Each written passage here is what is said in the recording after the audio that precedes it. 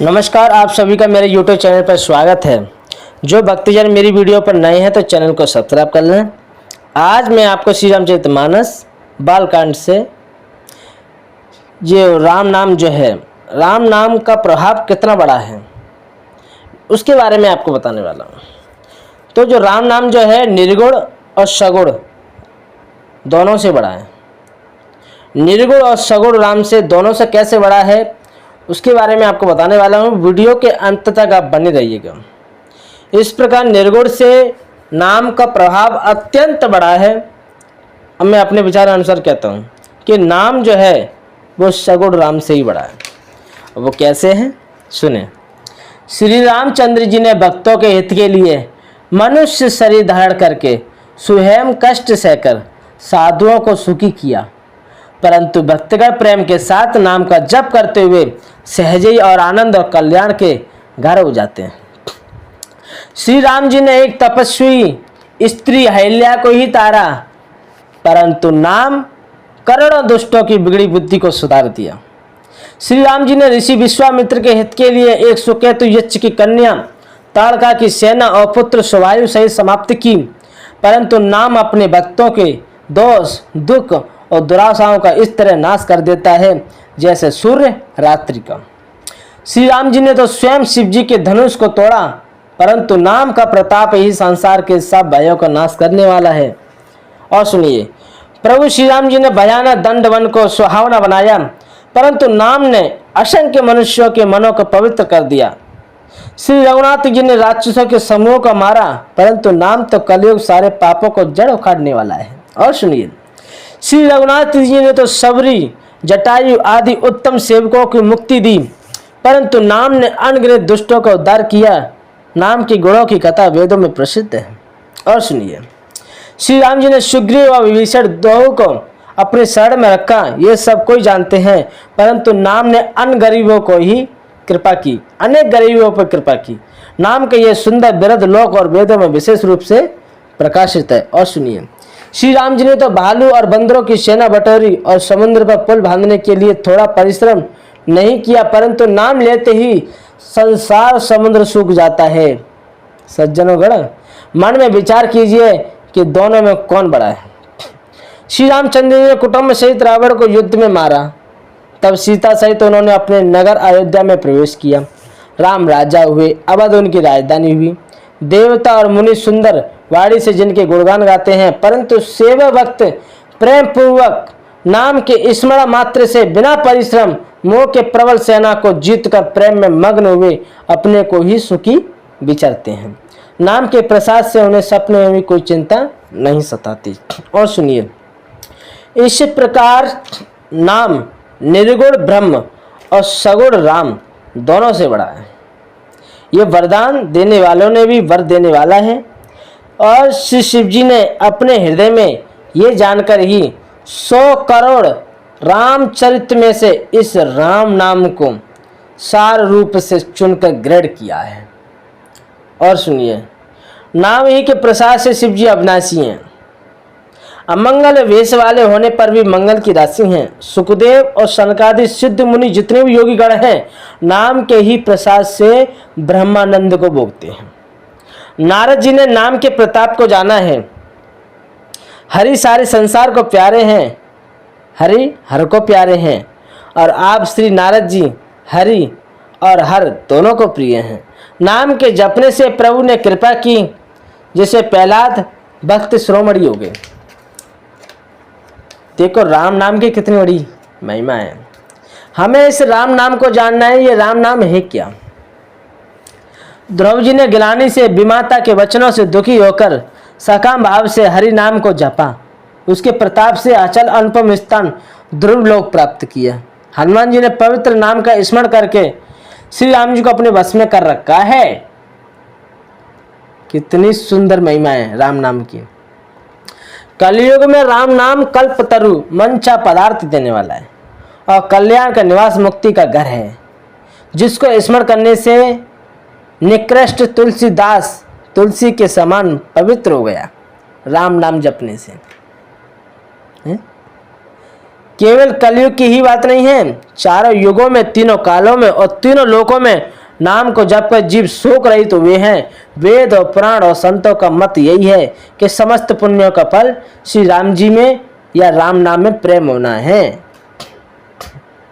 बड़ी सुंदर बात है। कलयुग में देखो, ना तो कर्म है और ना भक्ति है और ना ही ज्ञान है, केवल राम नाम ही एक आधार है। कपट की खान कलयुग रूपी काल नेमी के मारने के लिए राम नाम ही बुद्धिमान और समर्थ श्री हनुमान जी हैं। अब देखो, राम नाम श्री नरसिंह भगवान है, कलयुग हिरण्यकशिपु है और जप करने वाले जन प्रहलाद के समान ये है। ये राम नाम देवताओं के शत्रु और कलयुग रूपी दैत्यों को मारकर जप करने वालों की रक्षा करता है। अच्छे भाव से, बुरे भाव से, क्रोध से या आलस से, किसी भी तरह से नाम जप करने से दसों दिशाओं में कल्याण ही होता है। राम नाम का स्मरण करके और श्री रघुनाथ जी को मस्तक में नवाकर राम जी के गुणों का वर्णन करता हूँ। तो मैं आपको जो बात बताने वाला था वो मैं आपको बता चुका हूँ। और इस राम नाम को जानिए, ये राम नाम है क्या। देखो, मैंने इतना सब कुछ कह दिया, लेकिन फिर भी आप इस राम नाम को नहीं जान पाए कि ये राम नाम है क्या, तो आप कुछ भी नहीं जान पाए, सब व्यर्थ। राम नाम जो है, जिसने अपने स्वरूप को पहचान लिया, जिसने अपने स्वरूप के ज्ञान की अनुभूति कर ली, जिसने आत्म स्वरूप को पहचान लिया, जिसे आत्म बोध हो गया, जिसने अपने स्वरूप की पहचान की है, जिसने अपनी खोज की है? ब्रह्म को जानने वाला ब्रह्म में हो जाता है, राम को जानने वाला राम में हो जाता है, ईश्वर को जानने वाला ईश्वर रूप हो जाता है। जब तुम अपने आप को ही नहीं जाने तो ईश्वर को क्या जानोगे। जिसने अपने स्वरूप को जान लिया वो ईश्वर को भी जान सकता है। चीज तो एक ही है। समुद्र में से हम एक लोटा पानी लेके आए हैं तो वो समुद्र का पानी है तो जली, समुद्र में भी वो जल है और जो लेके आए थे वो भी जल है, तो एक ही चीज। जब उस पानी को, उस जल को नहीं समझा तो उस समुद्र को क्या समझोगे। जब तक हमने एक बूंद को नहीं समझा उस समुद्र को क्या समझोगे। यही तो राम नाम है। जिसने अपने आप को जान लिया, अपने आप को बोध कर दिया, वही राम नाम है। राम नाम जो है मैं आपको बता दिया मैंने आपको। कलयुग में ना कर्म है, सुनना, ये बात यहाँ पे निकल के आई है और यहाँ पे स्पष्ट ही हो रही है बात जो मैं कह रहा हूँ तुमसे। कलयुग में ना कर्म है। कर्म क्या है? शास्त्रविद कर्म है क्या? कर्म शास्त्रविद कर्म होते हैं। कलयुग में ना कर्म है और ना भक्ति है। भक्ति भी नहीं है लोगों के अंदर, भेड़ चाल है, ओनली भेड़ चाल। और ना ही ज्ञान है, लोगों के अंदर ज्ञान भी नहीं है। अगर ज्ञान है तो भक्ति भी है, अगर भक्ति है तो ज्ञान भी है। बात को मेरी ध्यान से सुनना। केवल राम नाम ही एक आधार है।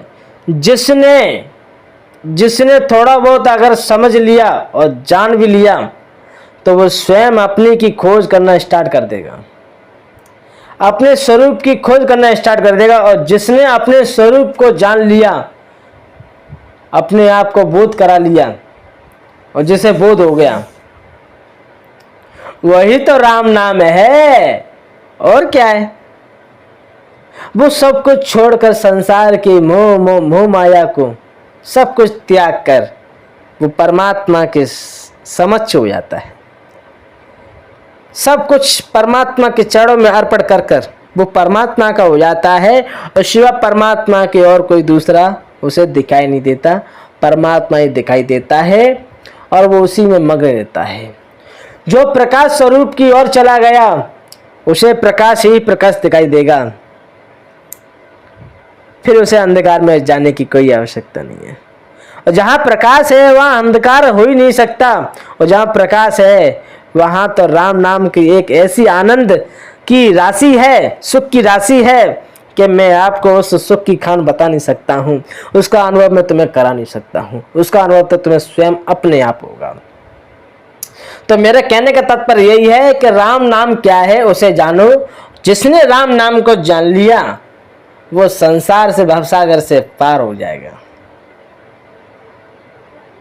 जय श्री राम, जय श्री राम।